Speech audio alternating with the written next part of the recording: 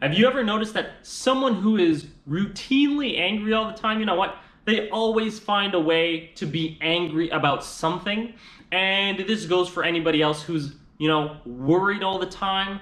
They seem to always find a way to be worried. They find something that'll make them worried. And this goes for the same about any other emotion that's like that. Someone who's always frustrated, they always seem to find a way to get there to be frustrated. An example of this would be, if we're driving our car and then somebody cuts us off and almost gets us in a life or death situation, and it's, the person who's angry, they're going to be angry in that situation. That's going to be the automatic response. That's where they're going to go. They're going to get infuriated. And the same goes for that person who's worried. They're going to be extremely worried after something like that happens, because why? That's their emotional reaction. That's who they are. And this can be called as our emotional home, the place that we usually go to that's automatic. We don't even think about it, but it's our emotional response to many of life's situations. Why do we call this our emotional home? It's because, we go there so frequently. It's our home. It's comfortable. It's the place that we know emotionally. And we go there so often, it is our home. Our emotional reactions, they get wired in our nervous system. And the more we experience something, the more stronger that connection is going to be to get there. And that's why we consider this our emotional home. It's because we've experienced it so many times over and over again that those connections are just deep rooted in us. And the slightest thing, the slightest trigger can get us to that place, whether it's anger, fear, frustrated, stressed out, worried. Whatever our emotional home is, it's something that has a strong wiring, and it's kind of like, you can refer to it as a highway.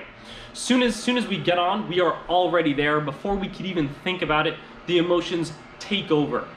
We get there so fast and we don't even realize it. Before we can even know what happened, we're at that emotional place. And the problem with this is that, these emotional connections are on the negative side of things. We have emotional highways and strong connections to get us to places that are negative, places that are lower in the emotional scale that, we don't really want to be there. And the problem is that, we don't have a path to happiness, joy, euphoria, or excitement. Those roads are like climbing a mountain. We have to hit so many checkpoints to get to those points. Meanwhile, the path to frustration and anger and, sorrow, those are just zip emotional highways that are already there, and we can get there no problem. So ideally, we would want to have the opposite. We would want to have a fast track, an easy road, a highway to happiness, and we would want to have that dirt road, that mountain to climb with so many obstacles to get to those negative places. This may seem like a lot, like how am I going to rewire my emotions? How am I going to change these circuits that are already wired in me that are so strong? You know what? It may seem like a hard task. It is. It's a lot. But the first step is to become aware of it, to analyze our emotions, to see how the day plays out and how we experience life on a moment-to-moment basis. And the first step is just to be aware of it. And once we're aware of it, then we know which places our emotions take us, which way that we're wired for, and then we can start to change it slowly. So we start to become aware of certain triggers, certain things that happen to us, and then there can be that pause in between the situation happening and our reaction that comes from us. And that's the first step, is being aware of our emotional patterns. A big part of this is paying attention to what's going on the inside, and paying attention to how this is working, where our emotions take us, and how do we feel on a day-to-day, moment-by-moment basis, because those are the moments that equal up our life. So we want to make the best of those and enjoy it as much as possible.